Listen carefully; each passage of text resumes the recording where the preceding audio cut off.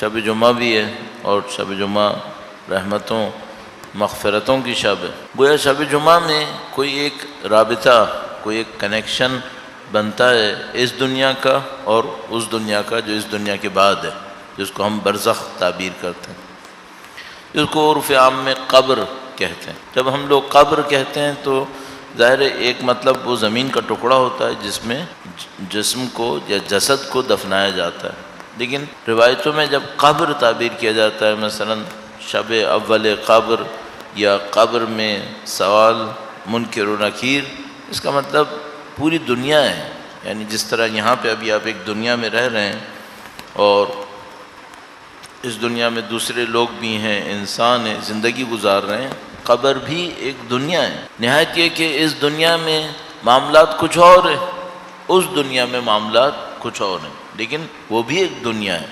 ایسا نہیں ہے کہ مثلا وہاں پر یہ 1.5 گز کی جگہ ہے، 1.5 گز کی جگہ ہے جہاں پہ آپ زندگی گزار رہے ہیں، پوری دنیا اعمال کے اوپر منحصر ہوتے ہوئے وہ دنیا اچھی ہے یا نعوذ باللہ، خدا نہ کرے نعوذ باللہ تعالیٰ، وہ دنیا بری ہے، لیکن پوری دنیا ہے۔ اس دنیا میں اور اس دنیا میں فرق کیا ہوگا؟ بہت ساری چیزوں میں فرق ہوگا۔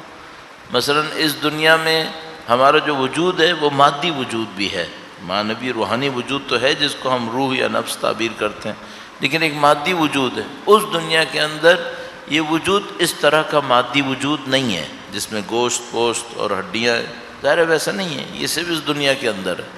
اس دنیا میں وجود کسی اور قسم کا ہے۔ مثلا کیا کہتے ہیں اس کو کہتے ہیں مثالی وجود۔ مثالی وجود سمجھ سکتے ہیں جیسے مثال کے طور پر جیسے اسموکی ایگزسٹنس ہوتی ہے، جیسے کوئی دھوئیں کی سی شکل ہوتی ہے، اس طرح کا کوئی وجود سمجھ سکتے ہیں جس کے اندر شیپ ہے لیکن میٹر نہیں ہے، شیپ ہے لیکن مادہ نہیں ہے اس کے اندر، جیسے جسم نہیں ہے، تو ایک مثالی وجود اس کو تعبیر کرتے ہیں۔ پھر وہاں پہ ایک اور جو بہت بڑی خوبی ہے یہاں کے مقابلے میں، وہاں پہ جہالت نہیں ہے، بے خبری نہیں ہے، وہاں پہ خبر ہے۔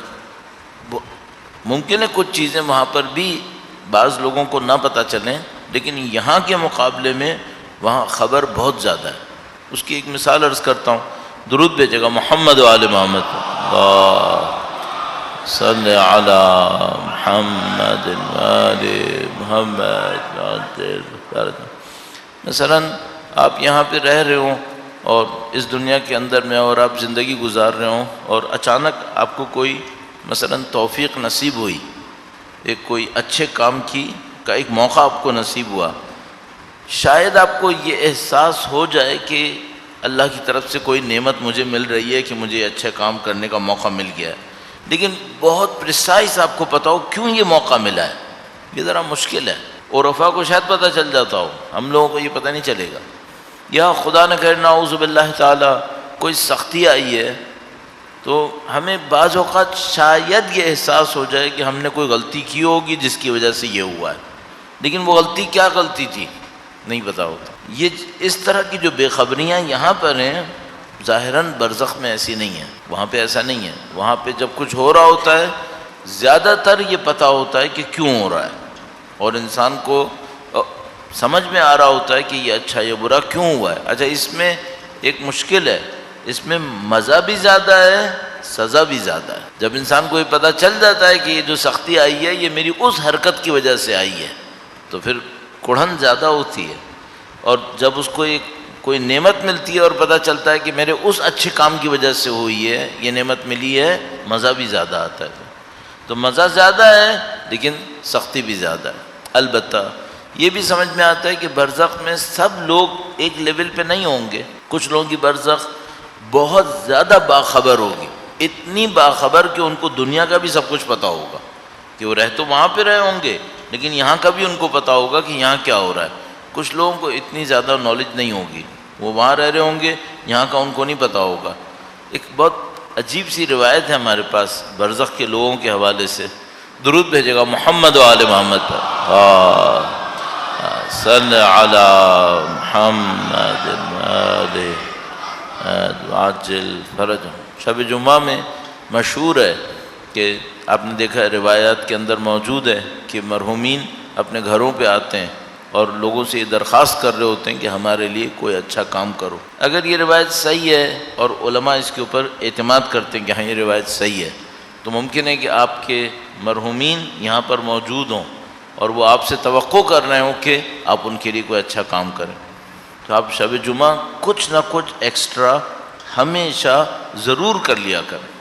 یہ میں ہمیشہ جہاں کہیں شب جمعہ میں ہوتا ہوں ضرور کہتا ہوں، کوشش کرتا ہوں، کبھی مس بھی کر دیتا ہوں۔ تو مثال کے طور پر آپ ہر روز فرض کریں کوئی دعا پڑھتے ہیں، شب جمعہ میں کوئی ایک دعا زیادہ پڑھیں اور نیت یہ رکھیں کہ ان مرحومین کے لیے کر رہا ہوں۔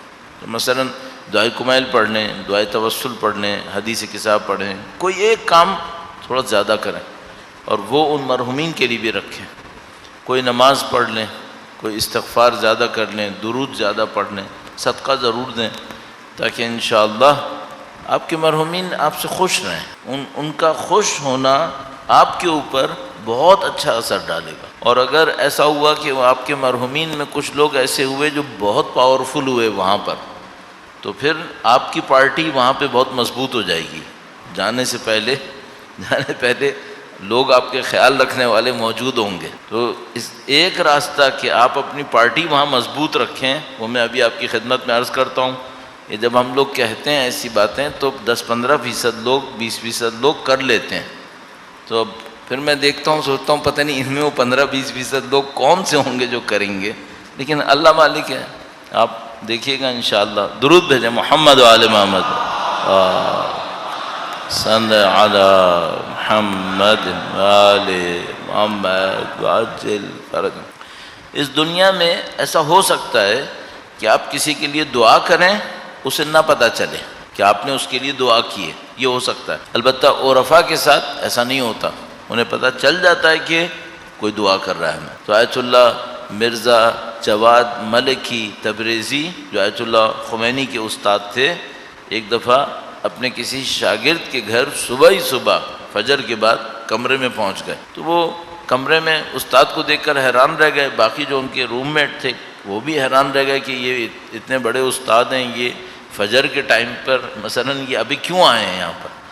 خیر وہ بیٹھے، تھوڑی دیر کچھ کہا کہ وہ چلے گئے۔ تو انہوں نے پوچھا اس سے کہ کیوں آئے تھے؟ تو اس نے ٹالنے کی کوشش کی، پھر اس نے بتایا کہ میں ان کے لیے دعا کر رہا تھا نماز شب میں، تو ان کو پتہ چل گیا کہ میں دعا کر رہا تھا، تو اس کا شکریہ کرنے آئے کہ تم نے میرے لیے دعا کی۔ تو یہ دنیا میں ہمیں شاید پتہ نہ چلے، کچھ لوگوں کو پتہ چل جاتا ہے، لیکن آخرت میں اگر کسی کی روح مضبوط ہو برزخ میں، اس کو فوراً پتہ چل جاتا ہے کہ آپ اس کے لیے دعا کر رہے ہیں، کیونکہ اسے کچھ مل رہا ہوگا، اور جیسے ہی مل رہا ہوگا وہ سورس کو پکڑ لے گا کہ یہ یہاں سے آیا ہے۔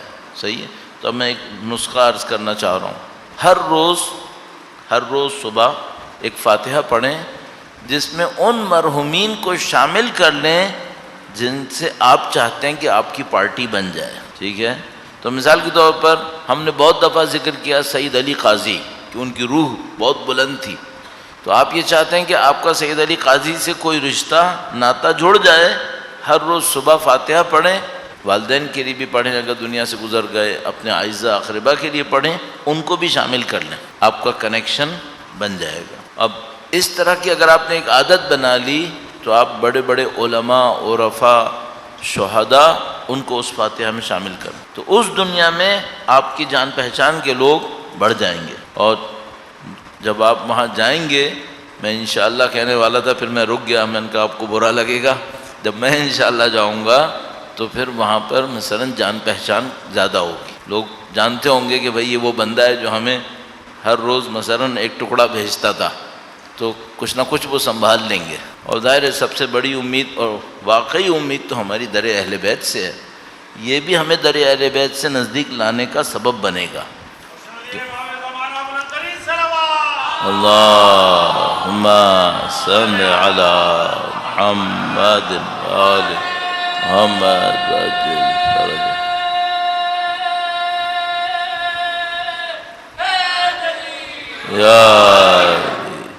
یہ بھی ایک سبب بنے گا کہ انشاءاللہ آپ ان کے شاگردوں کو جو ان کے دین، ان کی فکر کو لوگوں تک پہنچاتے تھے، آپ ان کے لیے فاتحہ پڑھ رہے ہوں گے، تو اس سے توجہات حاصل ہوں گی انشاءاللہ تعالی۔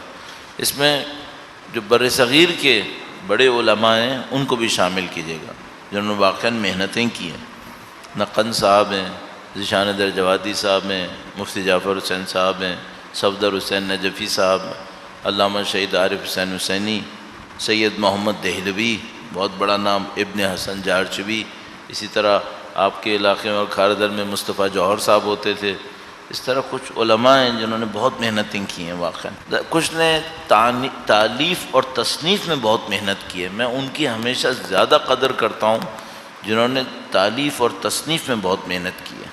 وہ اور کچھ نام میں ابھی میرے ذہن سے نکل رہے ہیں، خاص کر مثلا جنہوں نے اس کافی کا ترجمہ کیا، میرے ذہن سے نام نکل رہا ہے. تو یہ جو بڑے نام ہیں ان کو شامل کروں. اسی طرح شہداء میں نے آپ کی خدمت میں عرض کیا، جن کا واقعاً ہماری قوم کے اوپر ایک احسان ہے کہ انہوں نے سید الشہداء کی پیروی میں اپنی جانیں دی ہیں. تو ان تمام کو کہیں نہ کہیں اپنی فاتحہ میں لے کر آئیں تاکہ انشاءاللہ رابطہ اچھا رہے. ایک بار پھر تمام مرحومین کے درجات کی بلندی کے لیے علماء، عرفاء، فقہاء، شہداء، آپ کے اور ہمارے مرحومین درود بھیجیں. محمد و آل محمد. صلی علی محمد.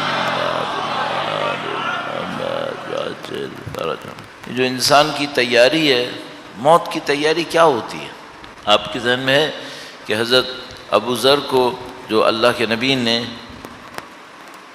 نصیحتیں فرمائیں، جو میں نے کل سے پہلے پڑھی تھی، کل جو پڑھی تھی اس میں 7 نصیحتیں تھیں. اس سے پہلے جو روایت پڑھی تھی اس میں اللہ کے نبی نے فرمایا تھا کہ اللہ کسی کے قلب میں نور داخل کرتا ہے تو وہ وسیع ہو جاتا ہے.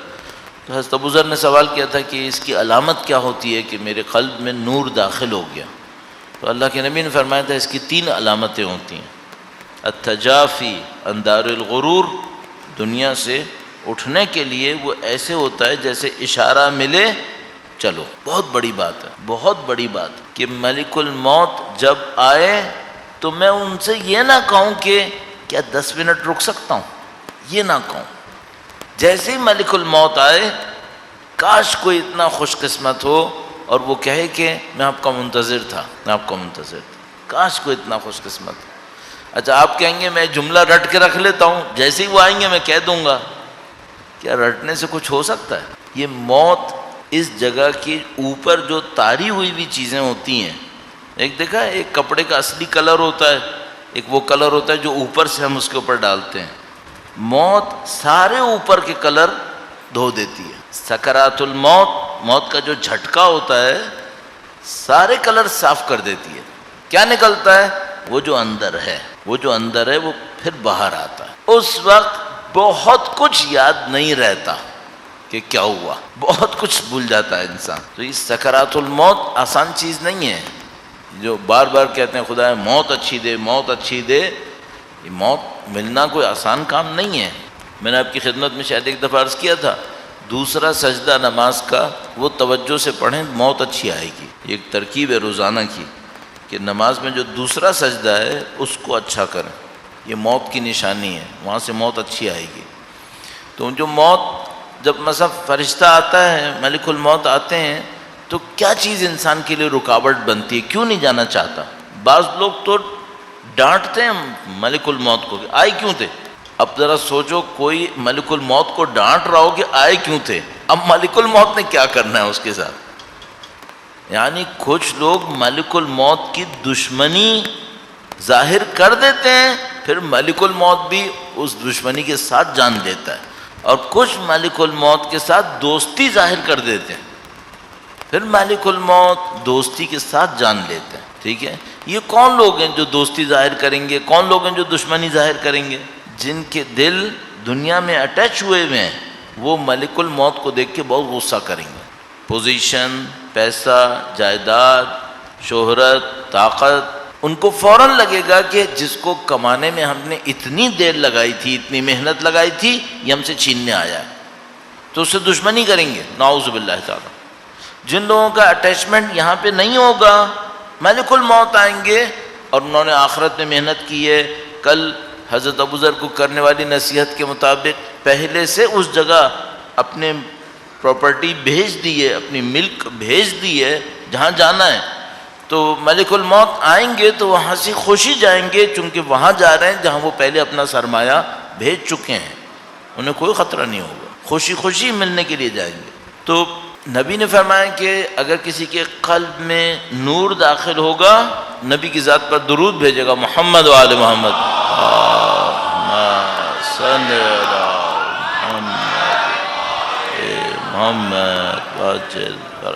فرمایا کسی کے قلب میں نور داخل ہوگا، اسے 3 چیزیں حاصل ہوں گی نشانی کے طور پر۔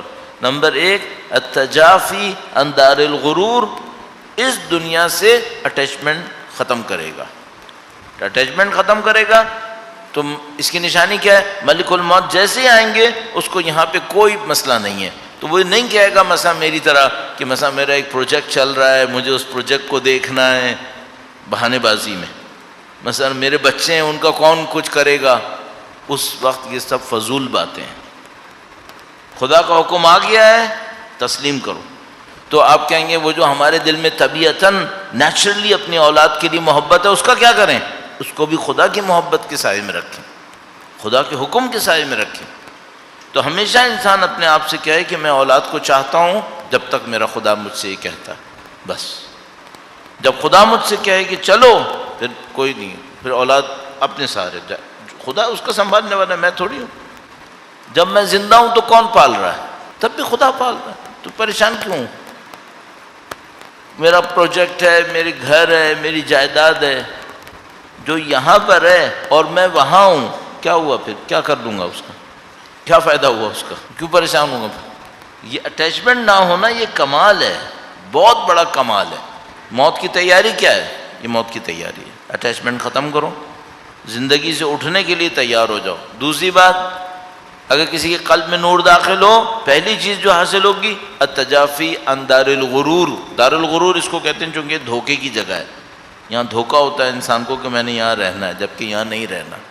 دوسری بات الانابہ الی دار الخلود، ہمیشہ کی جگہ پلٹنے کے لیے اس کے دل میں بے چینی ہوتی ہے، میں وہاں جانا چاہتا ہوں، بے چین ہوتا ہے اس بات کے لیے کہ میں وہاں جانا چاہتا ہوں۔ تو مثلا نہج البلاغہ میں مولا فرماتے ہیں کہ ان کی روح بےتاب رہتی ہے کہ کب یہاں سے فرار کریں، وہاں پہنچ جائیں کسی طریقے سے، ان کی روح بےتاب رہتی ہے۔ الانابہ الی دار الخلود۔ تیسری بات کیا ہے جس کے قلب میں نور داخل ہوتا ہے؟ الاستعداد للموت، نبی نے فرمایا قبل نزولہ، ایک اور جگہ پہ تھا الاستعداد للموت قبل حلول الفوت، کہ موت کی تیاری کو وقت نکلنے سے پہلے وہ کر رہا ہوتا ہے، تو موت کی تیاری ڈھونڈ رہا ہوتا ہے کہ مجھے مرنا ہے تو تیاری کروں یا نہیں کروں، مجھے 3 دن بعد سفر پہ جانا ہے تو تیاری نہیں کروں گا، ظاہر ہے، ورنہ سفر پہ کیسے جاؤں گا؟ تو کیا مرنا نہیں ہے پھر؟ تو اس کی تیاری کیا کی ہے؟ یہ تیاری، اگر کسی کے قلب میں نور داخل ہو یہ وہ کرے گا، یہ 3 کام کرے گا وہ انشاءاللہ۔